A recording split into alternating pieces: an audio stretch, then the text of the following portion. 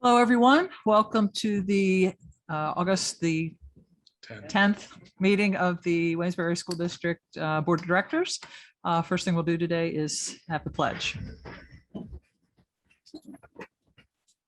Pledge allegiance to the flag of the United States of America and to the republic for which it stands, one nation, under God, indivisible, with liberty and justice for all.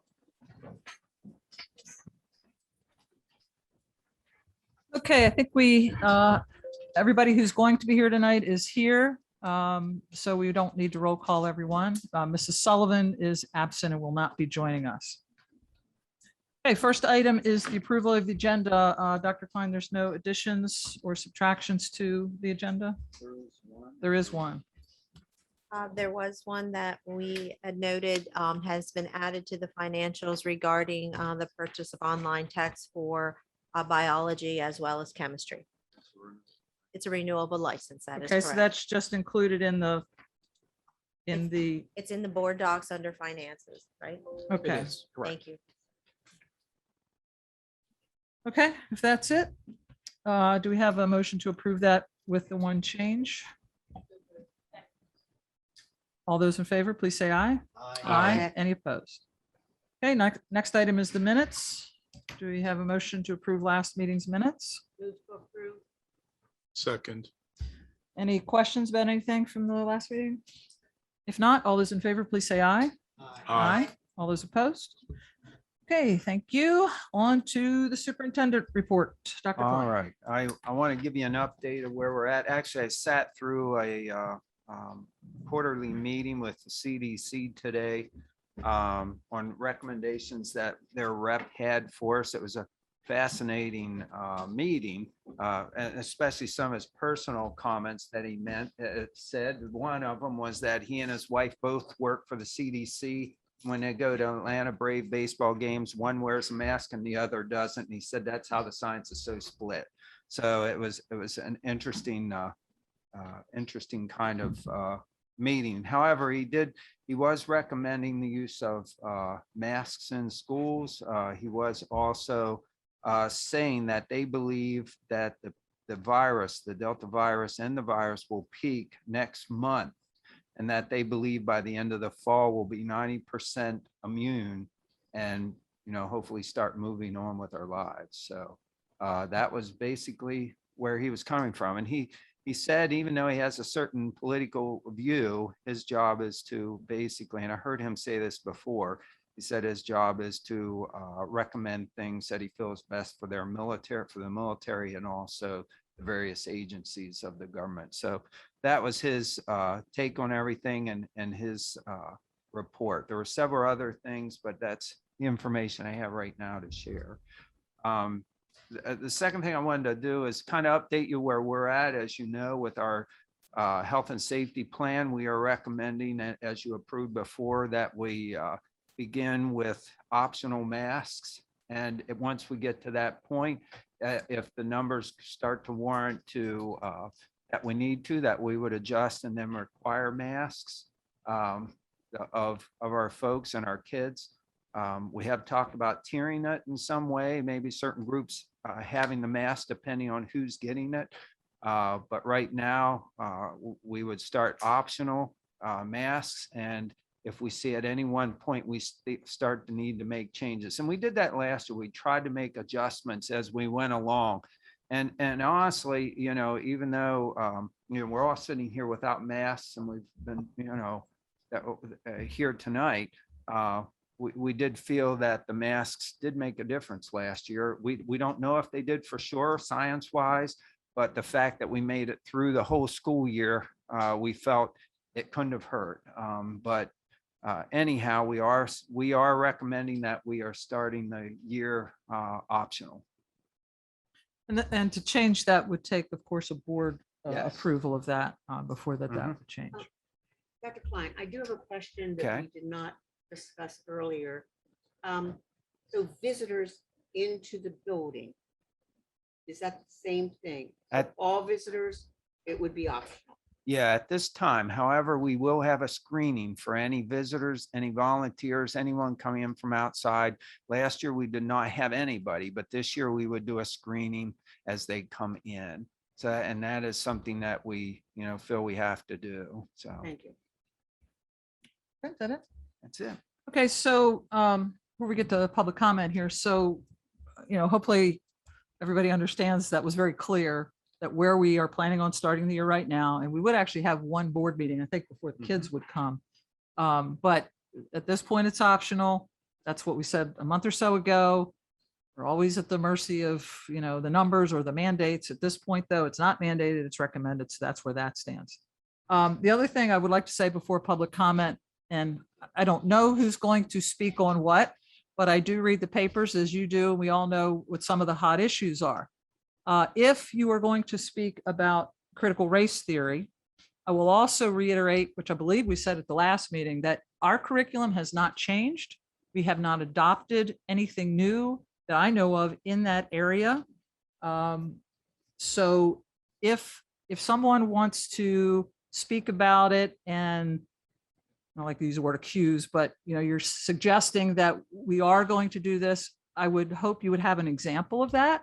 And that's not to say I don't know everything going on. I think anybody knows everything that's going on in every room. But if there is something that brings you, causes you a concern specifically, I would appreciate if you could give an example of what that would be.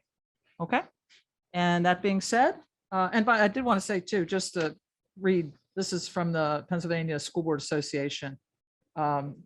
It is neither required nor probable that Pennsylvania school districts would contemplate adopting a curriculum built specifically around critical race theory. So that's just clarifying. There is no state mandate for it.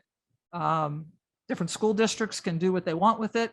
Our school district has not changed anything that I know of relative to that. Now, that being said, public comment is coming up. You have 5 minutes to speak if you choose to do so. Please give your name and your address before speaking, and we'll just go one at a time. If you go over to the podium, please, when you're ready to speak, that would be wonderful.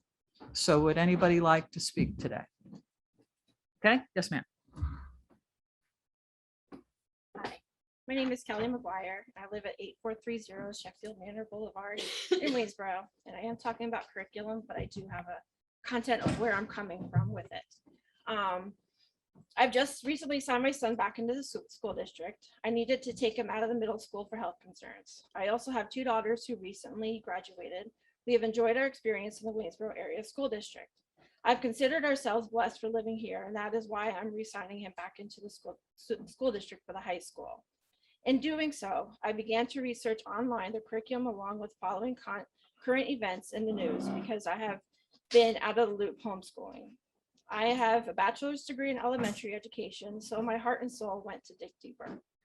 In that, I found that the curriculum was updated in the early 2000s, and I know that it has changed since then with Common Core and other methods of teaching.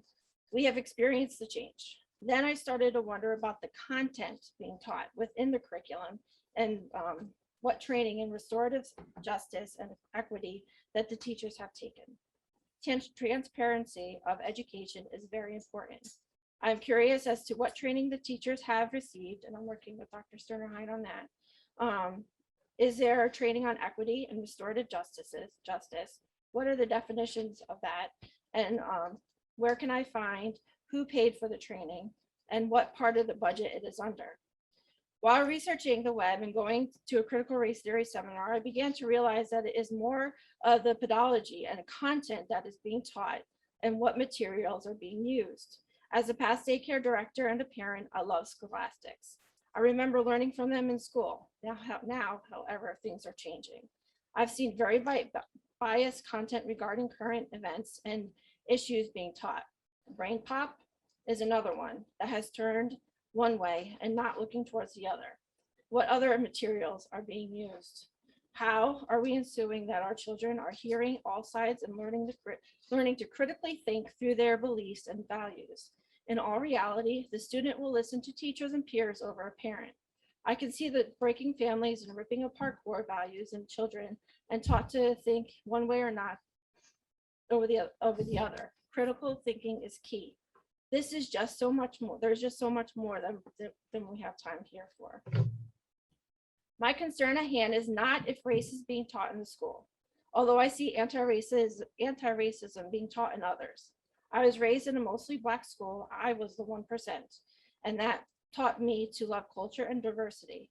However, I am seeing that the underlying concepts being played out in the schools with concepts such as social emotional learning, SEL, where things could be at home.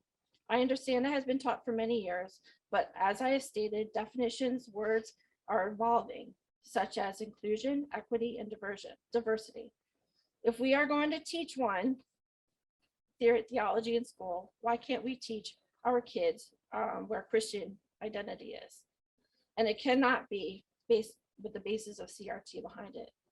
For example, AIU, which just hired, and I'm learning it's from another county, but we have trainings through it, was just hired a new director for diversity, equality, equity, and inclusion. All words are forming new meanings behind them. And why are we not teaching our children how to build upon the resources we have at hand to get the better situation? I too believe in the PA standards. This is why it is important to teach math, science, social studies, music, art, gym, etc., and especially reading. I want the school, I know that social studies takes the back burner of the child's school day, because there's simply not enough time in the day to teach it all. The parents and schools can work together. We can give them tools on you can give them tools on how to build 1 + 1 to trigonometry, if I can say it, of course, with recognizing the social and emotional parts of the child's lives. Teaching relationships amongst peers and faculty has been wonderful for my girls. The school has already done a great job with that. My girls love their teachers, and I, as a parent, will do my part in raising kind, considerate, and loving children to all people and all environments in this world. I ask that you please set in place a method that teachers are held to teaching in an unbiased way. I ask that you please set in place a method where children are taught both in all sides, not just one. Then we can use their problem-solving skills to ethically come to a decision based on their beliefs. We're in the USA. Thank you. And again, if you have specific issues, ma'am, please bring them up to Dr. Sterner-Hein, and I think she'll be able to. Okay, great. Okay. Anyone else like to speak tonight?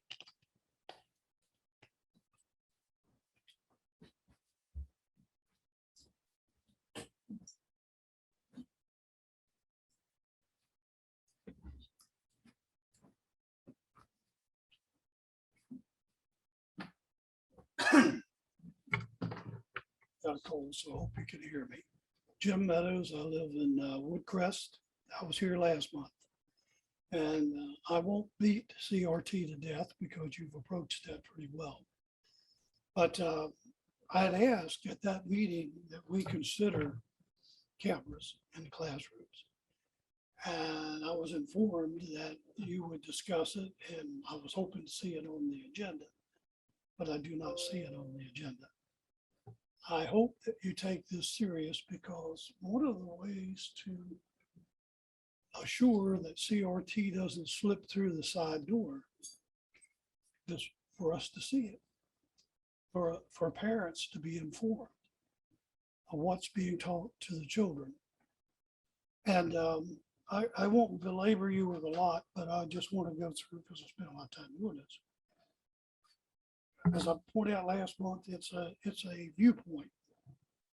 It's a theory. So was the world was flat. What's the theory? I want to bring attention today. Last month, the governor of Oregon signed a bill eliminating the proficiency standards for math, reading, and writing. Please, let's not get to that point. This is not the type of education we want. As far as CRT, teaching our history, including slavery, should be taught in every school. We should learn that, so we can learn from our mistakes in the past, but we do not have to live with it in the present. We are 99.5% sharing the same DNA in the human race. So we should concentrate on how we are similar and not different. And that's all that this theory does, is the difference. And I will persist in coming and being here to discuss cameras in the classroom. The benefits to the teachers' defense against false claims. 1 out of 7 claims against teachers has been wrongly accused. I'm going over some benefits of the cameras in the classroom for the teacher. Better classroom conduct by the students.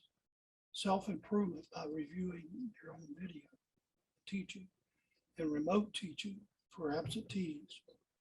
To the parents, the student, the child safety is number 1. I don't know if you remember when they caught the teacher slamming the kid, that was about a year ago, up against the wall, and it was caught on a cell phone camera, or else it would have been a mess. Oversight and understanding of what is being taught. The parent can see and know and get an immediate decision on what's being taught. And child's interactions with their teachers, proof of harassment to or from teachers, remote learning for absentees from parent, administration, fast and easy settlement of disputes, monitoring classrooms from one station, help to persuade everyone to behave more appropriately. You know, if you're on camera, you might act a little bit different.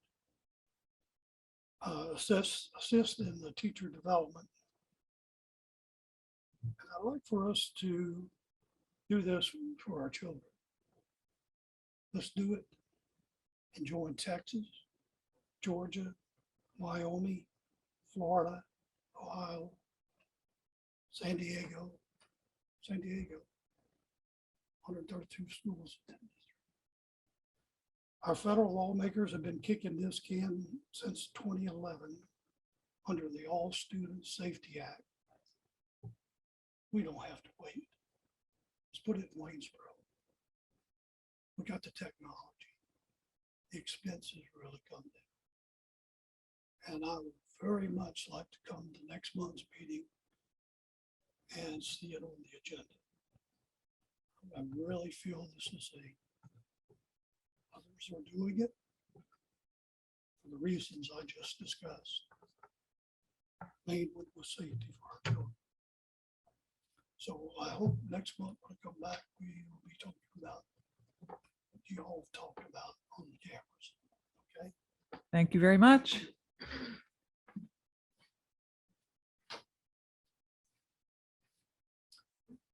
Anyone else like to speak? Okay. Oh, sorry. Whoever wants to go first.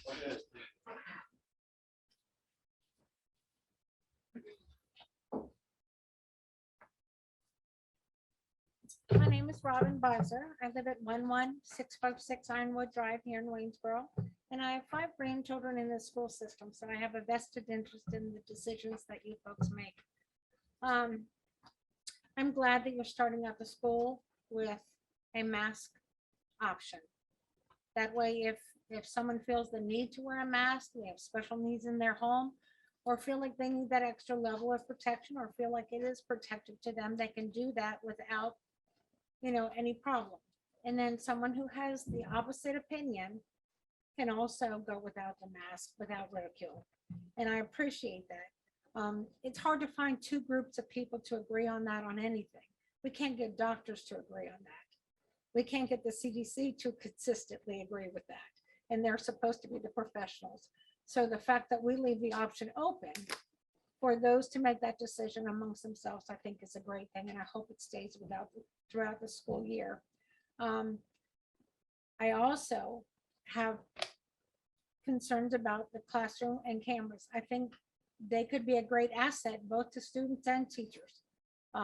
We have them on the buses and they have served us well. So I'm not going to say anything more than what's already been said, but I certainly wouldn't be opposed to my grandchildren being on video and me being able to see what their antics are in the classroom. And as far as the CRT, I also agree, and I'm glad that it's not being taught within the school system. And I do have concerns that sometimes they can be snuck into the back door under other options. I just would like to recommend 2 books to educators, to parents. This was written by an educator. He's a teacher. A Parent's Guide to Critical Race Theory, and Black Eye for America. Dr. Carol M. Swain, I don't know if she's very well known. She's a brilliant Black woman who speaks and teaches very well on the topic, as well with Christopher Sword, that I'm not very familiar with him. That's her co-author. They give you a broad view of what critical race theory means and what it is intended to do. And it gives parents and educators kind of a second view from that standpoint. I'm glad it's not being taught here. I don't want my granddaughter to be taught that her best friend, who happens to be African American, that they should somehow dislike each other because of the color of their skin. They're best friends and they love each other, and I'm so glad. I grew up next to a military base, so I went to school with every flavor of people. That was a military base where it was basically all male GIs who somehow would go somewhere else and meet a woman, bring her back, and raise a family. So we had people from everywhere, and they circulated in and out every 4 years, and I can never remember an issue where we judged them based on where they came from, what God they served, or what color they were. And I hope that continues in Waynesboro. And with that, thank you. Thank you. Thank you. Okay, yes, sir. Hello, my name is Chris Keith, 11673 Minster Gap Road. I have 2 daughters in the system and a son starting this year. I would like to note on this gentleman's idea about the cameras. I mean, they're everywhere. They're here, they're everywhere, except for where our most precious things are. And they're being fed, and little sponges are being fed all this information. And I hear from my other daughters, you know, teachers pushing political views on their children. I'd like to be able to, you know, monitor that somewhat too, and then go back and see if that was really an issue, which is a great idea. And all the other options, you know, positive things for the teachers aspect of it too. I have a brother-in-law that's a teacher in Maryland, and they have cameras there, and it's great for him and everybody. You know, it's just, you know, we live in CYA society now anyway, so why not? And second is, you spoke about the mask. I could read behind the lines. You're already setting yourself up for the next meeting, possibly. You know, it's the flu season. You know, I mean, it's cold and flu season, so it's coming. I really hope that we continue it to be optional. I mean, there's many peer-reviewed studies. I'd like for you to go out and search for yourself over the effects of ivermectin and other drugs that eradicate this completely. They're there. They're find them. To look at them. This is just to be peddling this stuff at this point is utter ridiculousness, especially from educators. And I hear you guys have doctorates and everything else, especially the mask situation, where unless you have a gamma seal around your mouth, it still is not going to filter the size of it's simple mathematics. The size of the virus, the filtration of the mask, had there been a gamma seal around your face, it is not ever going to work. This is just ridiculousness. And so what you're teaching, by doing so, you're in a roundabout way teaching our kids lies. Okay? This is just beyond where I can even comprehend anymore. I've withdrawn myself from society so much lately that I can't comprehend, I can't deal with the stress. I'm constant anxiety. This is just, and here I am. I shouldn't even have to be here.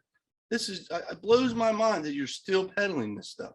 You know, it's just, at this point, I just hope that we continue this on. I love this area. There's great people here.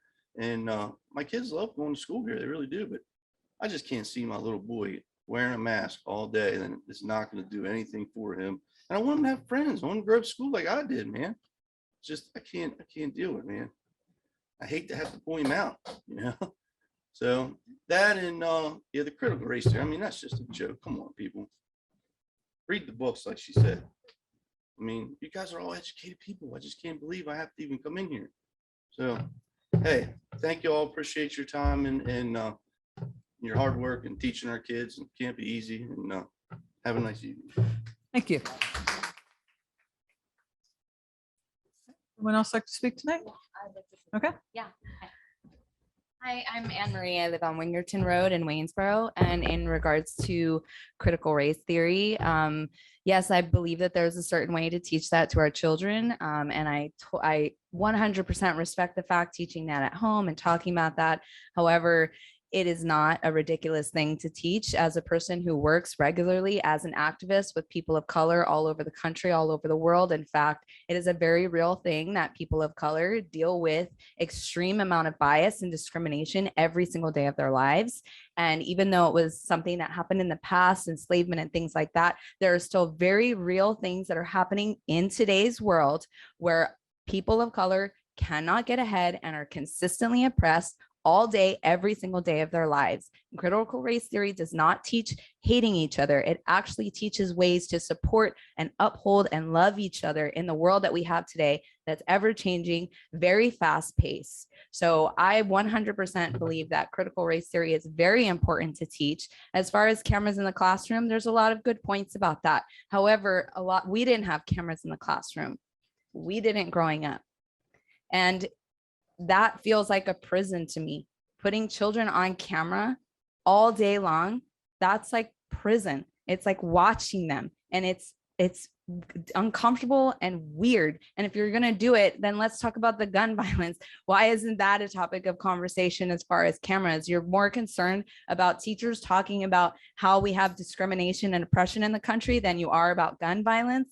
So that the argument, let's put cameras in the room because we don't want critical race theory to slip in the back door, is completely bonkers to me when we have an actual real problem of children dying at school. So that's a stronger case to have cameras, in my opinion, than worrying about what teachers are teaching children. Y'all do fine work. This seems like a really great school district. And I just really wanted to make the case that critical race theory is extremely important. I watched harmful things done to people of color every single day, hour by hour. And it's extremely important to teach our young folks how to love each other. It's not about hate or divisiveness. It's about love and support. Thank you. Thank you. Anyone else like to speak today? Hello. Okay. Sarah Pence. I live on 14728 Honadell Road. I'll keep a couple things quick tonight. I apologize. I wasn't able to view the whole agenda. So if you could, I don't know if there's more on there. I was under the impression you were going to vote tonight on the policy 824. Is that still coming up? That's been taken care of already? Okay. That's not on the agenda. Okay. It's still Will that in be coming process. up next? Maybe not. Well, it may be the next meeting. It may be September. Okay. I just, my thoughts on that were what I found on the website under that policy from the minutes link last time was from 7/15. So I wasn't sure if you guys would be, I know they have things in color, things that are underlined in green, just to help those of us as you have discussion, if that's possible, to let us know maybe what you're, I think I can kind of figure out what you're wanting to include or take out, but maybe make something that you could address or make something a little more clear or available about what you might be, we could expect when you take that vote. Did you see the discussion that we had in the meeting? It was rather long. If you watched the video, that pretty much was the discussion, and it was tabled. And then it will be coming back, as Dr. Klein said, once it's put in another form or kept in the same form and brought back for a vote. But we had a pretty lengthy discussion about Yeah, that. just reiterating that I want to make sure that that will be Okay. available to us, like at either up before the meeting, so we know, because you guys do a wonderful job. You don't have time to reiterate every single thing, but if you're going to talk about it and vote quick, it would just be nice for us to be able to It'll be on know. the agenda. Okay. When whenever that is. I can't tell you when that. Okay, I'll watch for it then. Okay. Thank you. Mhm. My next point was about buses and wearing masks on the buses. I know that was something that came out in your letter, Dr. Klein. I believe it was the very end of July, that it was a federal mandate. Correct me if I'm wrong with the language about buses on transportation vehicles for our district. And my question to you is, if that's a federal mandate, why, when I had a conversation today with McLeaf Buses, who are, under my understanding, providing all the transportation for this district. We're not outsourcing rides or transportation from any other source. And they were under the impression they don't belong to any public utilities commission or any other group. So they said they take their recommendations from the district. So my understanding was a school bus is considered public transportation, but I just want to understand how it's, and I'm not mad, I'm trying to understand how that's public transportation when it's just our district, because I'm just having a hard time sending my kindergartner. I'm trying to make the decision. I live out in the country. Do I want her to ride on the bus with a mask, or am I going to drop her off? I don't really feel safe with her getting on a bus the first day and not knowing what her bus driver even looks like. Or if there was an incident on the bus, how could she tell me? And now I am understanding there's cameras, but still, that's just a concern for me. So the mask, is there any way we could vote to change that? That mask can be optional on the bus. I will speak on this one. Usually we don't make a lot of comments, but at this time, not just our solicitor, but the majority of attorneys that represent school districts in the state are saying that they interpret it as federal or public transportation, the school bus. So all those various solicitors are recommending to their districts that it is a federal law and that they have to wear masks. So if my daughter takes her mask off, is she going to be denied a ride to school? Or those things that have maybe been thought about? I'm not asking you to answer. I'm trying to prepare myself. If I get she's 5, if she takes her mask off, what are the repercussions going to be? Will I have to come pick her up? Those kinds of things are concerning to me. And also, if parents are choosing not to let their kids ride the bus because of a mask issue, especially for little ones, what are the drop-off lines going to look like? Are they going to be even longer? So that's a concern I have too. How am I going to get to work if I have to drop my kid off and maybe 20 or 30 other parents decided to drive their kids and they would have chose to ride the bus? So those are just some things I wanted to say. So thank you. Thank you.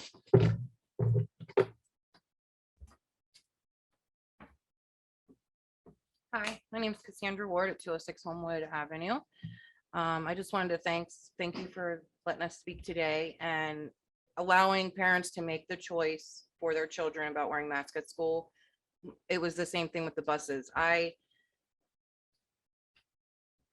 know they're considered public transportation and the solicitors are recommending this, but Greencastle said they will not deny a ride to students at their board meeting if they decide to get on with no mask. They won't deny it. Carlisle did the same thing. So we need to try to see if there's a policy we can put in place too, to not discriminate against children who aren't going to wear a mask on the bus. My daughter is going into 6th grade, and normally 6th graders get dropped off at Summit View to be dropped off. She's an autistic child. She's going to have to meet her teacher at the door. And if she has to wear a mask on the bus, I'm taking her. I will take her and take her to the school. But she's got to be met by somebody. She can't just be dropped off back here behind the middle school and walk up on her own. That's a safety issue when it comes to her autism. So then is that going to take away from that teacher's time getting her classroom ready for the morning and having to meet me at the door to make sure she gets to her classroom safely? And then I understand that last year we did state mandates was why we required masks. If that were to happen again this year, I can't put my kids through another year of that. I just can't. I've been to multiple board meetings. I've told you how I feel about how they are physically and emotionally being harmed by these masks. I even have a transcript here if somebody wants it to be able to pass around to read you guys. It's from a doctor that spoke about this, and that even he said these masks are not conducive for helping with COVID because of the droplet sizes. and that we're going to be fighting COVID forever. Everybody can say we're going to try to get away from it, vaccinate, wear the mask. It's not going to go anywhere. It's going to mutate. It's going to stay around. It's just not going to happen. And if parents decide to drive their kids, are you going to have kids showing up late and not knowing where they are because the school drop-off lines? I've dropped off at 3 different schools before, and it can get really, really bad. And you got parents waiting in line to get their kid there, and teachers need to get inside because they need to start their program for the day. So I just think it's asking for a lot more problems starting the year like that. And also, I don't want my kid conditioned being autistic to think that it's okay for somebody to tell her to put that on her face. Now it's a game to her. With being autistic, she thinks that it's okay to, well, let me put this design or that design.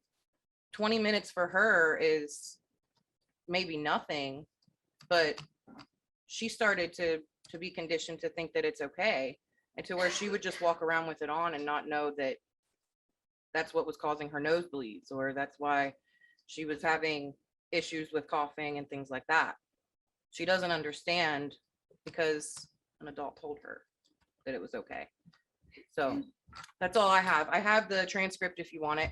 And then I do have a example for you, Dr. Klein, at the end, if you want, for the CTR. or CRT. Thank you.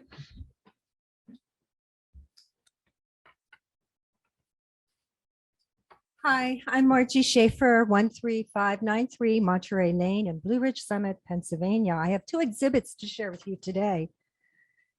The first is in reference to 2 board meetings ago when I was here. That was a statement by Superintendent Klein on vaccine requirements for back to school attendance. That is illegal. Excuse me, my eyes are getting weak. I'm going to quote Law of Pennsylvania Code Chapter 23, 23.84, exemption from immunization. Medical exemption A. Children need not be immunized if a physician or physician's designee provides a written statement that immunization may be detrimental to the health of the child. When the physician determines that immunization is no longer detrimental to the health of the child shall be immunized according to this subchapter. B, religious exemption. Children need not be immunized if the parent, guardian, or emancipated child objects in writing to the immunization on religious grounds or on the basis of a strong moral or ethical conviction similar to a religious exemption, religious belief. Ma'am, you may keep speaking if you'd like, but we don't have a requirement for immunization. I know, but it was stated that that was at the lab. I never made that. It was not. Well, I'm glad to hear that. This is the health exemption form. And I just want to let you know, I also lobby as a volunteer. 45 years as an educator, I'm glad to be retired. I'm loving it. I have a 2nd grader going into Mrs. Jacobs at Hooverville, and I am just excited. He is an answer to prayers, and I have a little 5.5-month-old granddaughter. So I've become very activist since, and I'll tell you that with Exhibit 2, because of medical freedom. So I'm going to quote our PCIC group, Pennsylvania Coalition for Informed Consent, which just came from our monthly meeting, which I host at Synergy Massage, my business, retired business. School House Bill 261. This is Representative Russ Diamond, school exemption, vaccination exemption announcements. Now, I know you don't do this, and this is very important that I'd like you to hear this. This act, it's still in committee, but hoping to get out of committee. It's one of our good bills. This act would require schools to disclose vaccine exemption information whenever vaccination policies for school attendance are communicated. Every school year, notices of the school's vaccine requirements are announced to parents via school websites, emails, and letters. Even though Pennsylvania state law guarantees both medical and religious exemptions from vaccination for school admission, most Pennsylvania schools do not and have never informed parents of their rights. Even I thought my children needed to be vaccinated, and that resulted in the death of my first son. Many even deliberately and repeatedly refuse to tell parents about them. School nurses have even admitted that they purposely withhold this information. I have a lot of experience with school nurses because of my son's injuries. Exhibit 2. This is the issue of vaccine clinics. I am very glad that the summer COVID-19 vaccine clinics were canceled due to the lack of interest. As a retired educator for 45 years, I feel anything beyond a school nurse to take care of the students' medical needs is out of scope of practice. It is overreach. Let's see where I was. My deceased son relied heavily on school nurses as he was diagnosed with type 1 diabetes at age 10 in 5th grade and leukemia at age 14 as he was entering. He had just finished his 11th grade year when he passed away. He was actively studying computer upgrade and repair and flourishing in the Washington County School District, which is where we lived at the time. So especially with this large, well-spanned hospital system and that beautiful new building they put across from the complex of the education. And the availability of doctors' offices everywhere to take care of vaccinations. Why is our money going to be spent in this way to host vaccine clinics was beyond me, especially with the CDC statistics for children aged 12 through 17. Now, get ready. This is right off the CDC website. The Pfizer vaccine, and this is only the Pfizer. It's not talking about the J&J or the Moderna. Ma'am, if you could wrap up in 30 seconds. I am. Okay. 397 reports of myocarditis, that's heart inflammation, ages 12 through 17, 14 deaths, 9,246 adverse events with 863 serious events. Are you willing to take that chance hosting a vaccine clinic in our school without taxpayers' money? I hope not. Thank you. Thank you.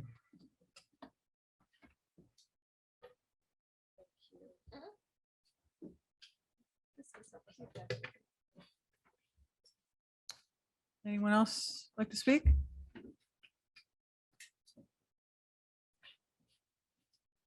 Okay. All right, if not, then we will move on to the next item, board initiatives, which would be board reports. Anybody have any reports? We did have an academic committee meeting and good discussion, talked a lot about staffing and what else did we talk about that? Dr. Sternheim, do you remember that specifically, Ms. Faithful? Staffing was a big thing. Right. Yeah, we discussed some staffing concerns in terms of, Committee personnel. formation on grading, talked about that. For your information, Ms. High McDonald. school scheduling. Yeah, scheduling. Music technology. Yep. The music technology class, so. So that was what we had. Our next meeting will be in September, not for a couple of weeks. We also had a report from the PTO president from Summit View, who gave us an update on what's happening out there. Any other committees meet? All right, if not, we'll go on to the business items. First one, personnel, Dr. Sternheim. Thank you, Mrs. Harold. I actually printed out hard copy as well today because it is quite a lengthy listing of personnel at this time of year. I want to congratulate Ruth Poole on her retirement, 42 years of service. So we want to offer Ruth Poole a big congratulations, and I'm sure she will enjoy her retirement. And please accept and regret. Yeah, absolutely. Also listed there is a series of resignations of support staff, resignation of professional staff, resignation of support staff, resignation of coaching staff, resignation of extracurricular staff, administrative appointments, and I believe we do have Mr. Klink and Mr. Newhart, who were both appointed recently at Waynesboro Area Middle School in administrative roles. So big congratulations to those gentlemen as well.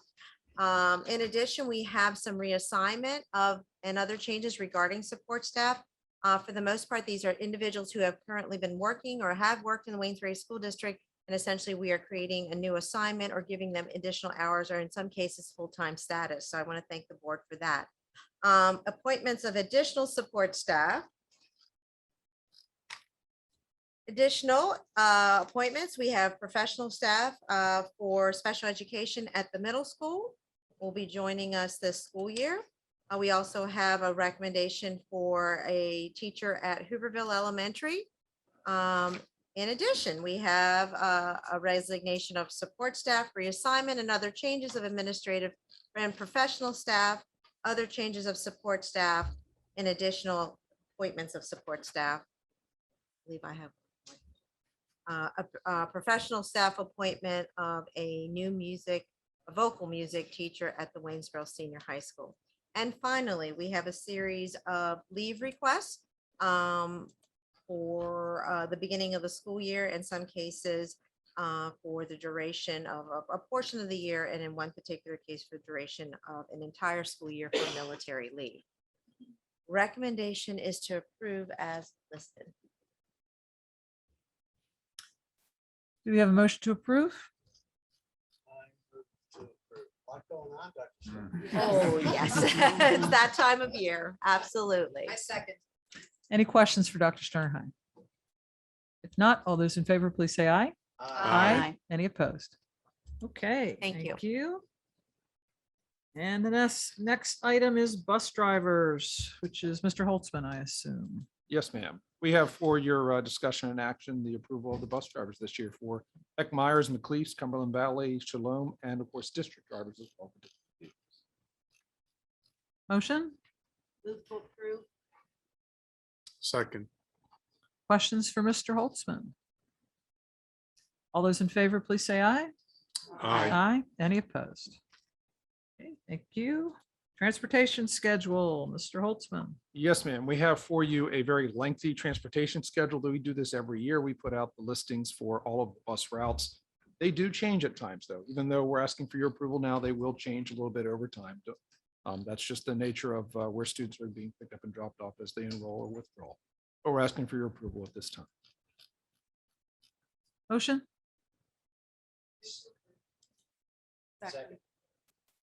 Okay.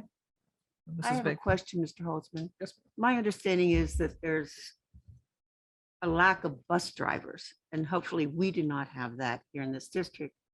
However, my understanding is that we must have a seat on the bus for each child who needs transportation, whether or not that child never rides the bus and is always transported to school. Is that correct? In a sense it is, but we actually even go a little bit of a step further. Some of our buses are actually what you would call, not from an actual usage perspective, but they're overscheduled, if I could use that phrase. Okay. So we might have a bus that has 72 students. We would never put more than 72 students on there. We might actually have a roster for maybe 80 students, knowing that many of those students on a regular basis, they've told us we walk, we get a ride, we go somewhere, we have another way to get to school. So Okay. I hope that answered your question a little bit, but we don't have a tremendous amount of additional capacity out there from the driver perspective. And I think I know where you're going with that, which is I appreciate the concept of trying to consolidate even more. That's right. And Right. it's financial It is. for one thing. I mean, Right. And busing costs us lots and lots of money. So It does. but if in fact that child who normally gets a ride, the mother's sick and can't transport, there should be no problem with that child riding the bus, correct? And that is correct. Okay. And even, I can also say that we appreciated the board and the community support with changing the attendance zones, because through that, we ended up looking at the transportation in a different way after that was approved. And we were actually able to make some consolidations. For example, there's now only 3 buses at Fairview, there was 4, as an example. There was some consolidations. But you're correct. Finding drivers has been very difficult. I know that Leafs and McMyers have both had a real challenge finding people. Good. I Thank just you. wanted to make sure that Oh, sure. Also, that our parents realize that there would be a seat on that bus, even if they normally do transport their Yes, child. ma'am, there would be. Other questions? If not, all those in favor of approving the routes, please say aye. Aye. Any opposed? Thank you. Thank you. Next item, student handbooks. Thank you, Mrs. Harold. So I'd like to direct your attention to board docs. You have a series of student handbooks, includes WASHs, WAMs, our first choice VIP learner handbook, the elementary handbook, as well as the athletic handbook. These handbooks were placed in the Friday folder for review. I do have the administrative staff on hand at this point if there's specific questions or concerns, or if the board would like any highlights as to any specific changes that might have occurred over the course of last school year regarding any of the handbooks. Let's get the motion first, and we'll go to questions. Second. Okay. Questions, clarifications for anyone behind me? Everybody good with the handbook? Okay, all right. In that case, all those in favor, please say aye.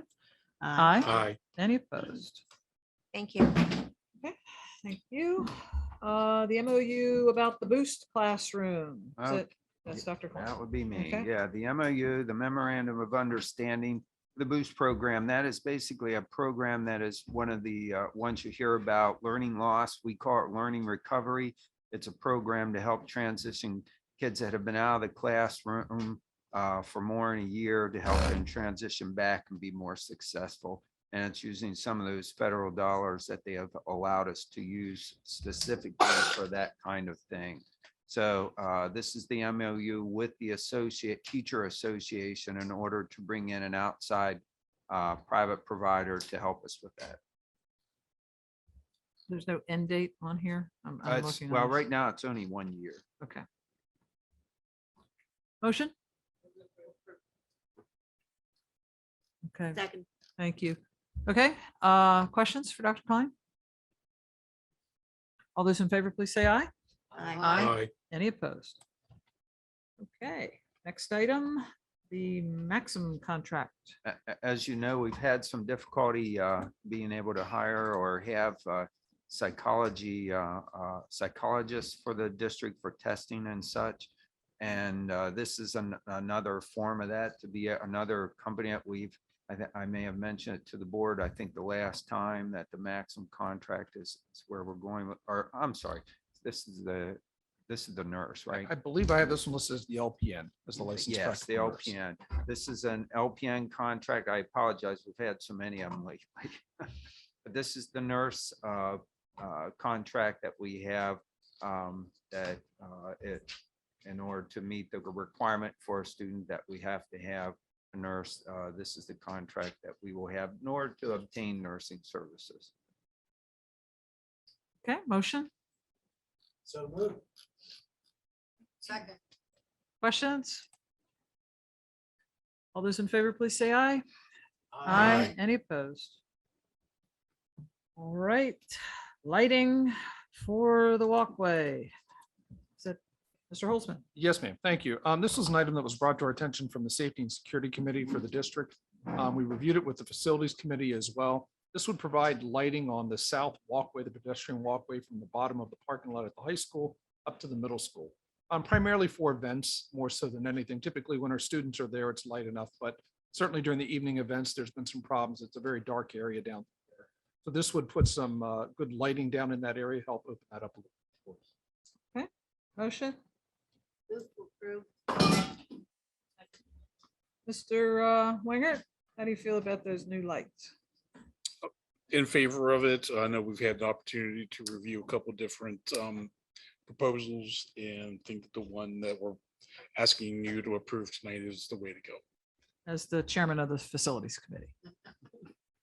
Okay, just thought I'd get your stamp on it. Okay, all those in favor, please say aye. Any opposed? All right, automated logic contract. Mr. Holzman, Yes, ma'am. Thank you. I'm sorry, we have a lot of items on here for facilities tonight. Automated logic contract. This is the the control system that controls our building HVAC or heating, ventilation, and air conditioning systems. And all of the buildings except for the high school. That one has a different system from that building project. But it's a necessary system that we use. We're currently using automated logic, but it was part of our contract with Floors. That was pulled out of that contract when we renewed with them. But that contract would expire then at the end of September. So we're asking for your approval to continue using the automated logic system. It's a good system, allows us to do programming, monitor our building operations. Motion? Move to approve. Second. And I will say, a lot of these are federal money that we've been able to do some facilities improvements because of the money the government's given us. Or else we may have more debate on some of them. I'm not sure about this one, but I did just want to point that out. It's not local money that's paying for that. So, okay, we have a motion and a second. All those in favor, please say aye. Aye. Any opposed? Automated logic again, Mr. Holtzman. Sure. So a little different variation of automated logic. These are the temperature sensors that are in the walk-in refrigerators and freezers. We have temperature sensors in there now. So what happens though is they're kind of based on the air temperature. So anytime we have doors open where we're loading or unloading, the air temperature does change rapidly enough that it sends alarms out. So we have several staff, critical staff in the maintenance area that receive text alarms that there's a problem when there really isn't a problem. They're just loading and unloading that refrigerator or that freezer at that time. So it really causes a lot of issues and problems. They're trying to do a job. They're getting notified that there's a problem when there is not a problem. So what we did take a look at as our facilities director took a look and found some options. These are different thermostats. Basically, they're kind of using a fluid filled container. So instead of air, they're kind of mimicking what the food would be in that area. And so the temperature doesn't swing it very quickly. It will notify us if there's a real problem, but it won't notify us if we're just opening the doors for 2 minutes to load or run. The food service department has reviewed this. They actually would have to pay for this since it's a food service item. So it doesn't actually even come from district funds itself, it comes from food service fund. Motion? Second. Questions?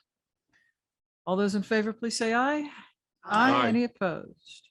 Okay, facilities scheduler, Mr. Holtzman. Yes, ma'am. And our expert, Mr. Erickson, I know couldn't be here with us this evening on this item here, but this is something that we reviewed with both the technology department and maintenance department as well. It would allow us to basically ensure that we're scheduling and maintaining for all of our events. So to make sure that there's no conflicts with booking the same facility, making sure that proper people are notified to have event staff there, to have the air conditioning turned on, to do a lot of different things in the background. It kind of would really make sure that that process is more efficient and more effective so we don't have things drop through the cracks, so to speak. So anyway, our recommendation was to go with this program here. There's a little bit higher upfront cost, of course, than ongoing cost, but we feel it would be a little bit more efficient than our current process. Motion? So moved. Second. Questions? It's really kind of a manual process right now. What we do is we notify, we have a person that we work with over in the food service actually. So we had looked at this before, we just had not purchased it. Yeah, it's a great question, but you're right. We have talked about this several times, Doctor. So is this the program that we talked about before? It is. I believe it is the same one we've been talking about for a while. I know Mr. Erickson's presented this a couple times internally. Is that individual still going to be in charge? They are. They're still going to be in charge because we still need to have a manual process in place. Not everybody has a computer, so we still need to have somebody that can answer phone calls and help deal with some issues. And things. Sure. We feel that that's a necessary part of that process. We can't expect every person in the community to come out and actually use a computer to go out and do the site schedule. She's going to be in charge of overseeing this software. Oh, our tech department will certainly help out. I know that Mr. Erickson and his team certainly helps out on that. There's no doubt. Other questions? Not. All those in favor, please say aye. Aye. Any opposed? All right, wall repair. Mr. Erickson. So behind the high school, we have a wall down there. It's by there's external bathrooms that are used by the stadium. It's really kind of getting into bad repair. I think just kind of over time, maybe there were some construction issues to begin with at one point, but it needs about $6,000 almost of repair work to be done on there, but it really is necessary. Otherwise, it's just going to deteriorate even further. Its current conditions. It's also a safety issue. It is a safety issue. I would agree. Right, and all these items have gone through the facilities committee, just so Correct. everybody knows we've looked at all these. so. Okay, motion, Move to approve. Second. questions, further questions? All those in favor, please say aye. Aye. Any opposed? Wrestling mats, Mr. Holtzman. Yes, ma'am. Sorry. So the high school wrestling mats, we had an initial review. It went through the facilities committee to take a look. It was a need from the wrestling area for the wrestling room itself. Some of the mats in there were really in bad shape. So the initial proposal that came through was to replace an 8-foot section right by the door. That was always getting torn up because that's where the kids tend to come in and sit down and take off shoes and spend a lot of time.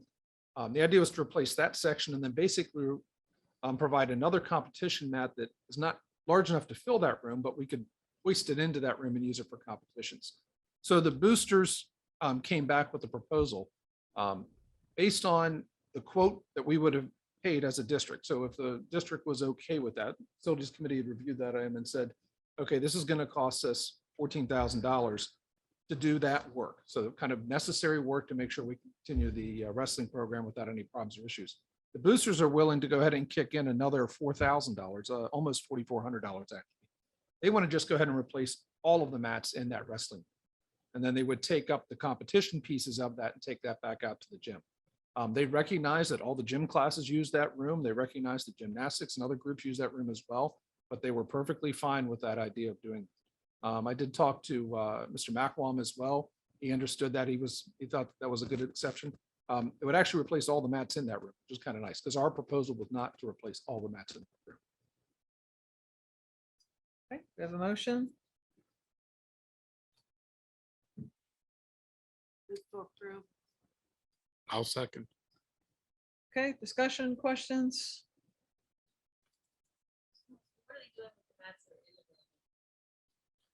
Sure. What they can do is the plan with those is they can go ahead and put those up into the hoist and pull those out for other competitions or other needs. But we have an existing hoist in that wrestling room itself.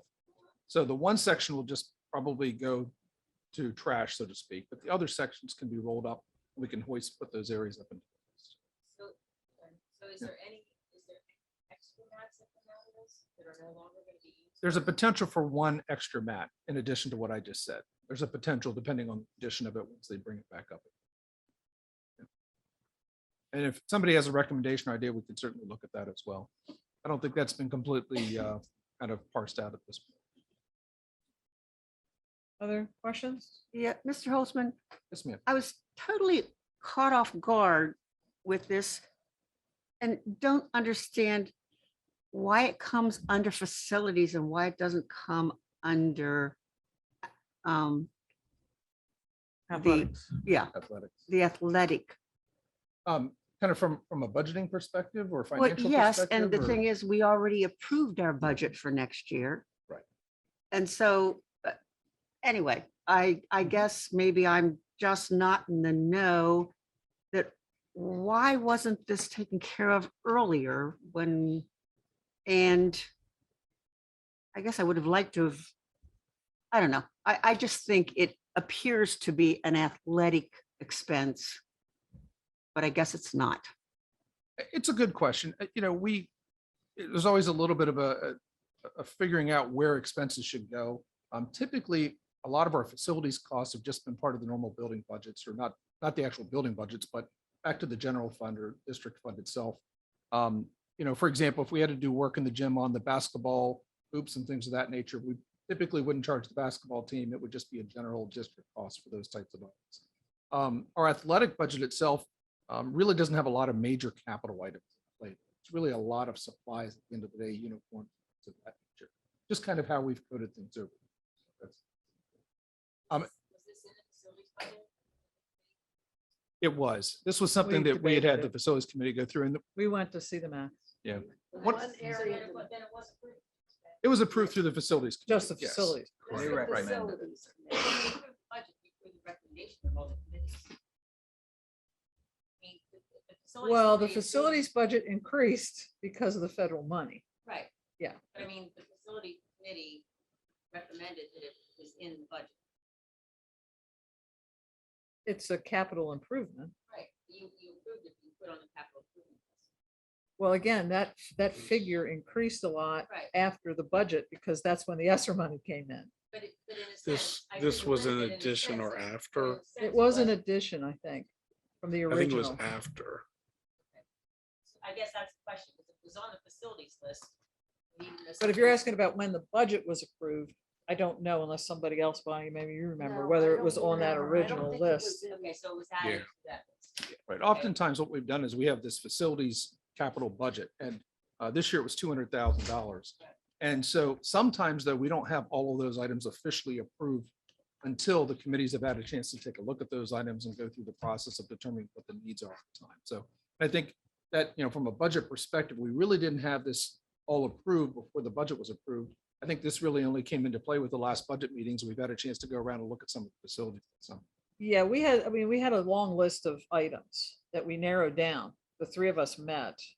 And I don't believe the mats were on that original. Not on the list. original. Because we pared it down because we didn't think we had any money. So we pared it down and then this came in. So the facilities committee recommending approval of this? Yes. Thank you. Anything all else? good questions. Okay, if there's no others, so we have the motion to approve. So all those in favor, please say aye. Aye. Any negative votes? Okay, on to bidding, project bids, Mr. Holtzman. Yes, ma'am. Thank you. So again, this is an item that we went through with the facilities committee as well. Many of these projects are probably very familiar to you. We're not asking for actual approval of the projects, but in order for us to go out and get bids, we really need engineering specs to be put together for the actual bid documents. Several of these have already had the engineering work completed. So for example, the bridges, we're only recommending one at this point, which would be the northern one for pedestrian bridge between the high school, middle school. So we already have the engineering work done, but what we really need are bid specs put together so we truly go out to bid. That meets all the requirements of the federal money for us to go out and do the bidding as well. Same thing with the pedestrian walkway, which will ultimately save us money on transportation. The switch gear, which is a safety issue to make sure that that equipment is safe. And then the salt shed, which we had to tear down a couple years ago due to its condition. And then this would be a replacement of that. Some of the other items below there really don't require full bid specs, but wanted to make you aware of items we probably would be going out to bid. So again, really just to summarize, we're asking for approval to go out and have bid specs put together. It costs a couple $1,000s to do that, but it's really the process we need to follow to be fair with district money, especially also with federal money as well. And then we'll come back to you at a future point in time when we have those bids and be able to see what the actual cost is. We won't move forward on any projects until the board approves it. Motion? Questions? We can talk about this pedestrian walkway, the Holland thing for 6 years maybe. I think it'd be helpful when we look at this, and I would like to see this move forward. I think that's kind of makes a lot of sense. These kids could be walkers and not bus drivers. Especially if we had development. I was wondering if we talked about this before, when we talk about this next year.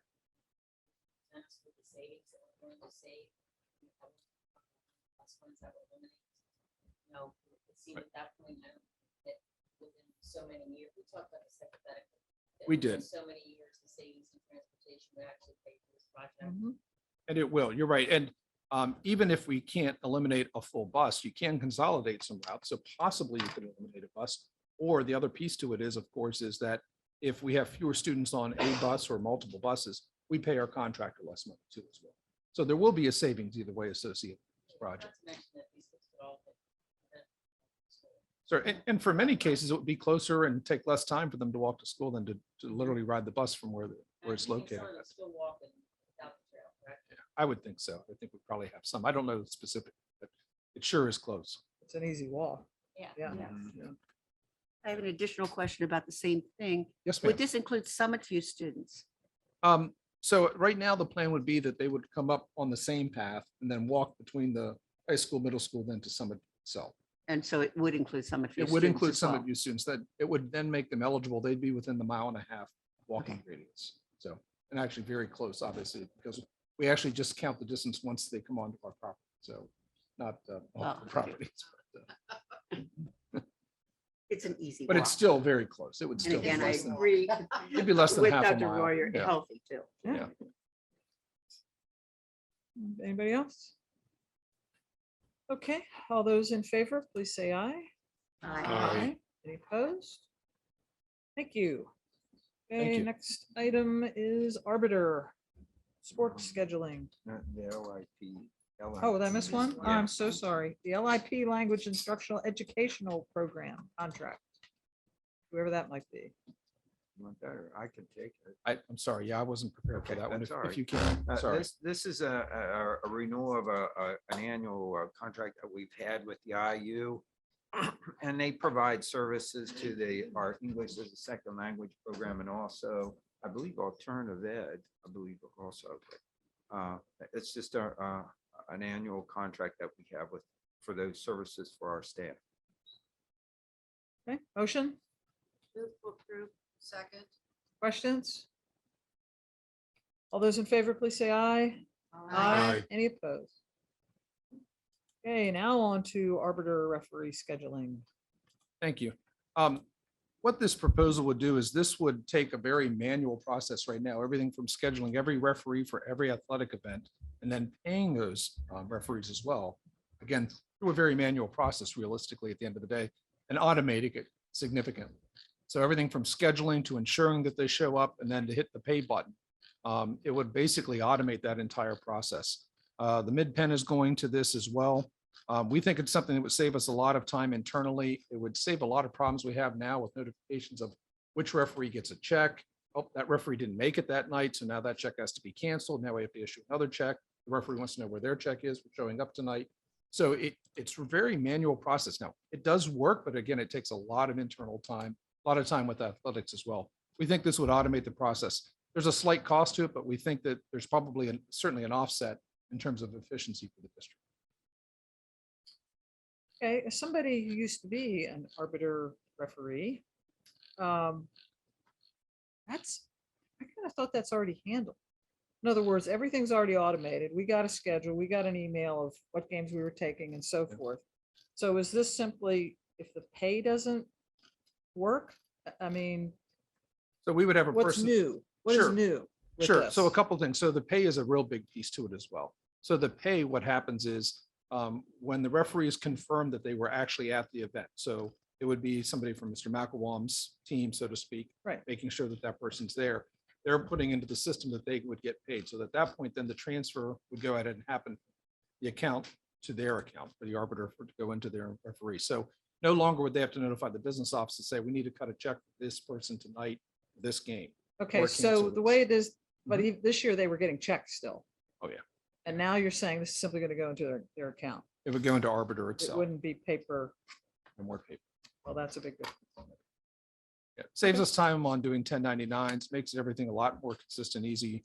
It really does. It really is an efficiency savings. And what's the cost for this? Well, Did it's I miss based on that? per transaction. So we were kind of trying to estimate this. I think I came up with a number of about $3,000 to $4,000 is what it would cost because we have to pay a fee based on the transactions. The transactions vary based on how much we're transferring over. So if you have a referee that has 3 events this week, obviously the cost is going to be a lot better than if they're just doing 1 event per week, so to speak. This has nothing to do with scheduling. This is just about payment.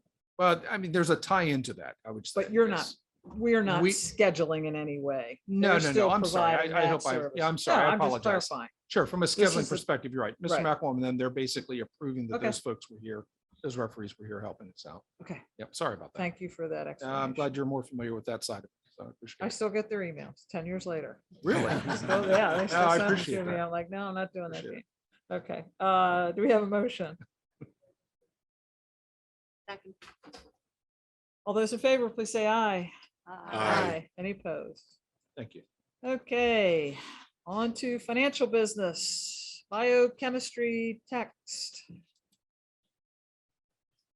So Dr. that's Sternheim? the information that I provided for you in your binder. There was an additional purchase order, at this point, I'm asking for permission to extend the licenses for a biology as well as a chemistry text. What you have there is a quote for 1 year.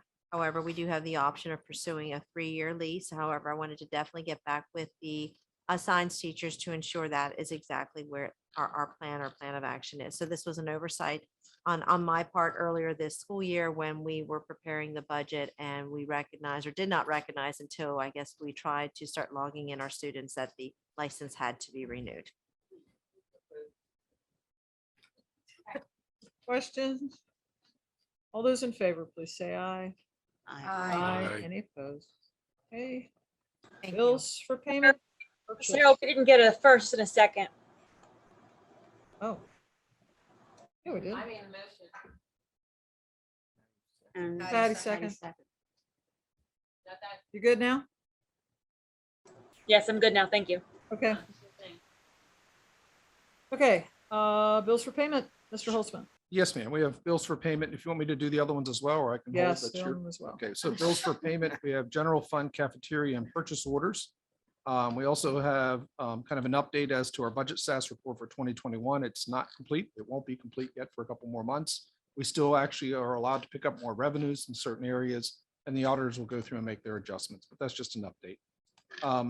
We also have repository sale. This is an item where no one has wanted this piece of property. They're typically trailers, which it would be in this case. And this is the approval to sell that to a person so we can get it back on the tax rolls. We also have some real estate changes, some due to disabled veterans, some due to the tax assessment office. Both the state and the county take care of those assessment changes.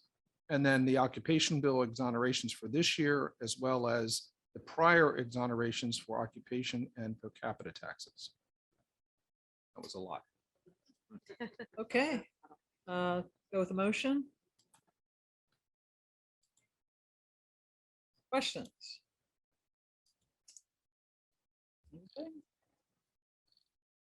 Okay, all those in favor, please say aye. Aye. Any opposed? Thank you. Okay, so we covered all those, correct? All right, down to Clayton comments. Thank you.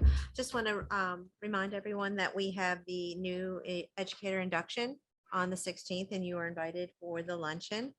At this point, I believe we're welcoming 23 new educators to the Waynesbury School District, but we are adding them as we speak. So in some cases, it was a result of individuals who have transitioned into administrative roles, such as Mr. Klink and Mr. Newart. However, I want to make sure that the board is aware that you need to RSVP to Aaron.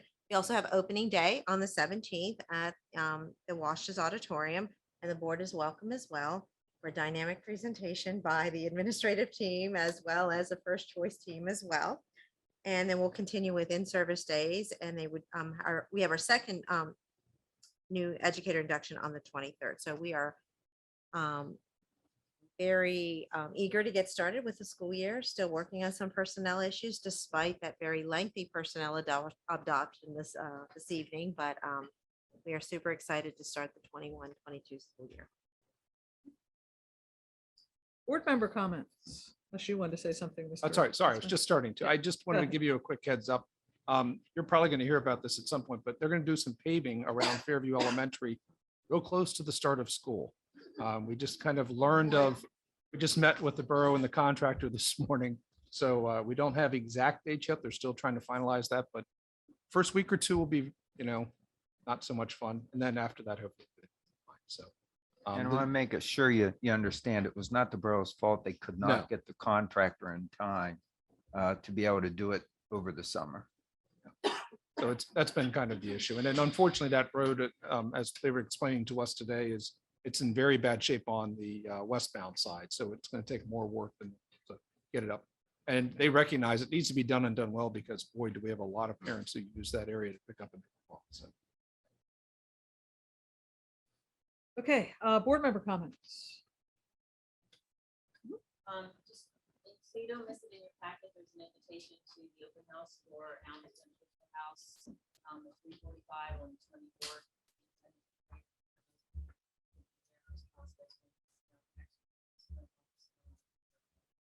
So it's very exciting. And I actually had the same vision. Yes, ma'am. I had the same idea. I do have the van now. It's actually at the high school. That's very exciting. So it's been nice to see it all get together. We had volunteers from Franklin Melodies. On a Friday, we're board meeting the entire time. And they still have to work. So going together, Sri and I are doing some final, I guess, shop. Friday. And Dr. Royer, a big thank you to you because you're the one that brought the idea of the house to the district. So Is there a good amount of street parking there? Tons. Tons. Yeah, and actually the man across the street that owns the vacant lot actually told me if I gave him the date that he would have his daughter mow that field. Okay. So we can park on the grass. They all drive separate.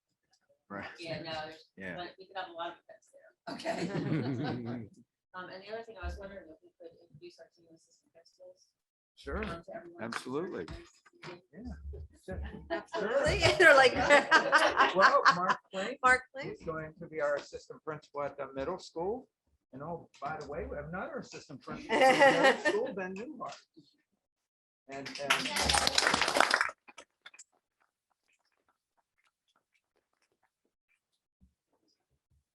And we have a pool party that I promised I would share with everybody. If you don't know, which is it Monday night? Someone knows. Thursday night. Thursday night. No. It's the 21st.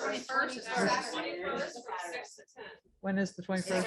It's Saturday. for Okay. elementary students, It's a so it's not for us. 7 to 10 combined elementary out at Northside. Is there a concern that we might have too many kids in elementary schools? Or you did last year? Okay. Oh.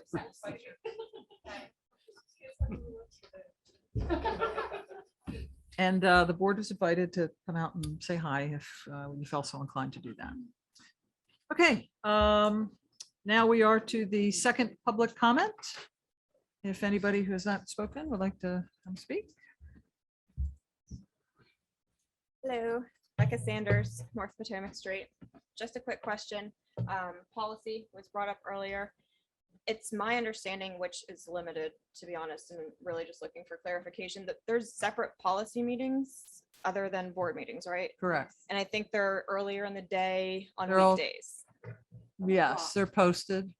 Yeah, Mhm. I had glanced through them. I Mhm. just couldn't remember exactly what days, what times. Mhm. Are those available to public if public cannot come? Are they recorded? Are they, 'cause, I mean, I work, so what, how do I?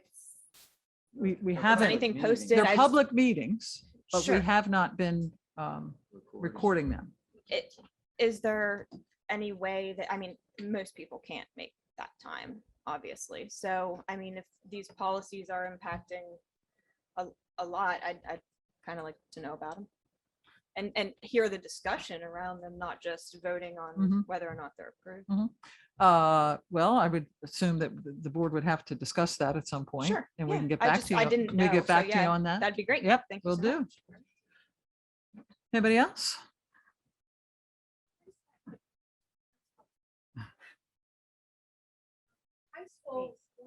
Erickson will tell us it has to be recorded. I'm telling you, he's not here, but he's gonna say that, so.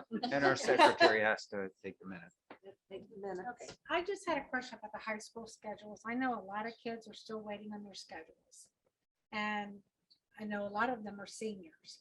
And some of them are also during work release, like half days. And it's so hard to tell an employer, yeah, I can come work half a day, but I just don't know what half of the day I come to work at. So my grandson still hasn't got his high school schedule yet. And I've communicated a little bit, but haven't really gotten any feedback yet. So I didn't know if there was a final cutoff date as to when we really would be able to look at the Sapphire sheet and find high school schedules for seniors or for any of the kids. But I've seen talked to a lot of parents that said they still don't have their schedules yet. Yes. Want to project? She can project. Yeah. So I'm the high school principal, Diane McCallum. Hello. So I know I want to thank the board for allowing the counselors to have 5 summer days. We have not had that since 10 years ago when I started my time in the district. So because that was kind of a late addition to their schedules, vacations were already scheduled. The councils are working different days. So I know that 3 of them were in today. It kind of depends on what grade level your child is in, when the counselor is going to be there. So I had put out a Google form in the newsletter that I sent to families 2 weeks ago. I'll have that linked on the newsletter that is going to go out on Friday as well. But if it's an urgent matter, certainly call extension 1215, Mrs. Helfrich, that she is our school counseling office secretary. She can get set up with either a phone appointment, come in, take the message. I will tell you, some of the schedules are more complicated than others. Talked to an impressive young man yesterday who has his own business, but he also has very specific courses that he wants to take.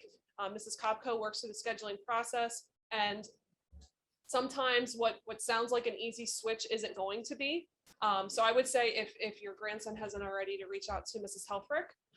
And then also I can, if you want to see me afterwards, I'll get your contact information and I'll make sure between myself and Mr. Jenkins, who's the senior assistant principal, can follow up. Right. He's trying to get 3 classes on board. and Okay. Just has nothing yet. Okay. Yeah. And so I think, so the answer to your question is, we will probably be making schedule changes until after school starts. I know that doesn't help the kids who have work experience. So we will make it work. It's not that he needs to change his schedule. He just needs to start with one. He doesn't have any. Sure. And that's, he's not the only one. So I can't give you a number on how many there are, because, other fine folks are handling that, but I'll catch you at the end and I'll get your contact. Thank you. Anyone else like to speak before we adjourn here tonight? Okay, we are not going to executive, correct? No, I know. Okay, so we'll just call for an adjournment then. A motion to adjourn. Second. All those in favor, please say aye. Aye. Any opposed? Okay, thank you for coming, everyone.